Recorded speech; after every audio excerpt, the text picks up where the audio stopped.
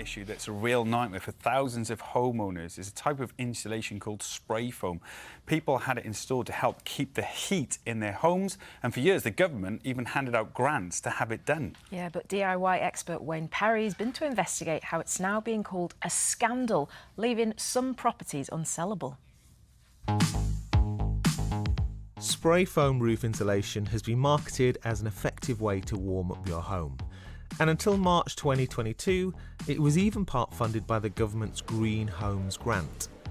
But as some homeowners are now discovering, whilst it might have brought the room temperature up, it could have brought the value of your house down. 6 months ago, Carol from Southend-on-Sea wanted to release money from her property to do up her garden. But little did she know, a decision she made a few years ago to insulate her loft would put a spanner in the works of her home improvements and also cause her financial distress. Like many others, in 2021, Carol applied for a government grant to have her home insulated with spray foam. I wanted insulation done because the house is freezing. The bedroom was the worst room because I've got 3 outside walls, so that room was freezing cold, and I also get the black mould on it.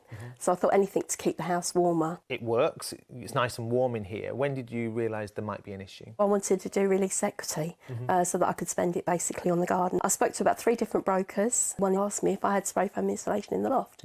So I said yes. So he said, well, that's a problem. They'll insist that you take it out. Did they say why? Apparently it can cause moisture to rot the rafters, so it can do damage to the roof. Carol has looked for quotes to have it removed, but it would cost her around £6,000. Have you contacted the company who installed the foam insulation? I did. They said they stand by the product. There's nothing they can do to help me. So what do you do now? I'm in limbo, really, until something's sorted out. I feel like I've been stupid, I suppose, in some ways, because there is research out there, but I didn't look for it because I thought the government would have done due diligence, you know, before they offered it to people. But I'm stuck, really. I don't know what to do. It's not just releasing equity you can have a problem with when it comes to properties with spray foam insulation, it's selling the property too. Bridget lives in Bristol with her partner Colin. A few years ago, they paid around £4,000 to have spray foam insulation in their loft. And whilst it did make the property warmer when it came to selling, she soon found it cooled interest in a purchase. The agent rang us and said, I'm sorry, your buyer can't get a mortgage. Basically, they were told that once they were alerted that we had a spray foam insulation, they wouldn't touch it. And unfortunately, that means that if they can't get a mortgage, I can't get a mortgage. So if I want to remortgage or release equity, I'm stuffed. Did you go back to the company who sprayed the foam in the roof? I did. I went back to them and they basically said it's a whole load of scaremongering. So what are you doing now then? We can't do anything. What do? We keep being told the only way you can sell is to have it removed. Who's going to pay for that? How on earth can a householder like myself end up liable for something when we're trying to do something good to insulate your home and make it better? So instead of making it a better asset, I've now made it into a millstone, really, because it's unsellable, unmortgageable. Bridget and Carol's situations have left me wondering why they weren't warned about the mortgage issues before having the spray foam done. Would that affect any mortgage applications or anything like that, having this sprayed? I'm doing a quick phone around to 3 different spray foam companies posing as a potential customer to see if they're upfront about these issues. What if we come to sell it? Is there going to be an issue selling it or mortgage-wise? One company did acknowledge there are some issues with people being able to get mortgages if they've had spray foam insulation. What's really shocking is some companies say that they've never heard of an issue, even after 5 years of installing the spray foam, even when explicitly asked, is there a problem? I want to find out more about why spray foam is considered such a risk for lenders. Steve Hodgson is a chartered surveyor who advises on issues surrounding spray foam installations.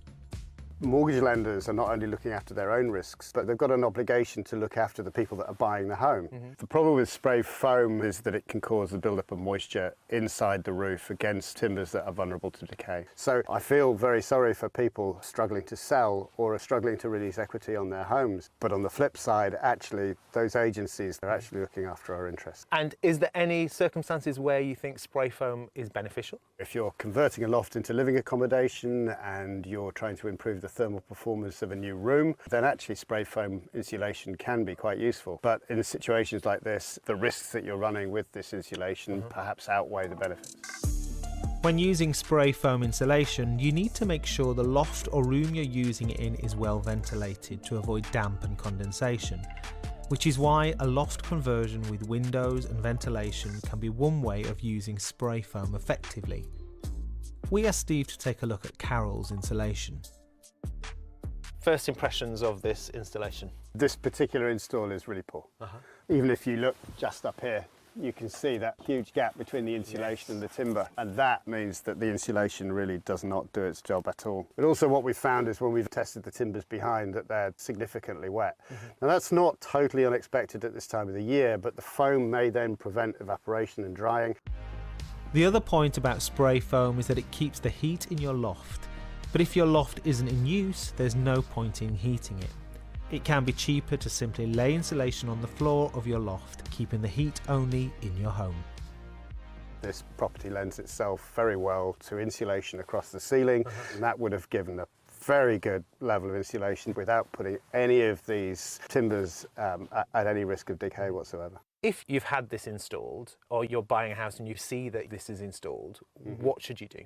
The first thing to do before you spend lots of money on removal is to try and have somebody have a good look at it. Just make sure you do your homework first. Don't just rush to find the nearest removal company to strip it all out. Don't try and do it yourself. Sometimes it doesn't need to be removed, sometimes it does. Don't panic, understand what's going on, make informed decisions. If you were Carol now, what would you recommend to do in this loft? My favoured solution, to be fair, would be to remove this insulation and insulate the ceiling and take it back to its original condition.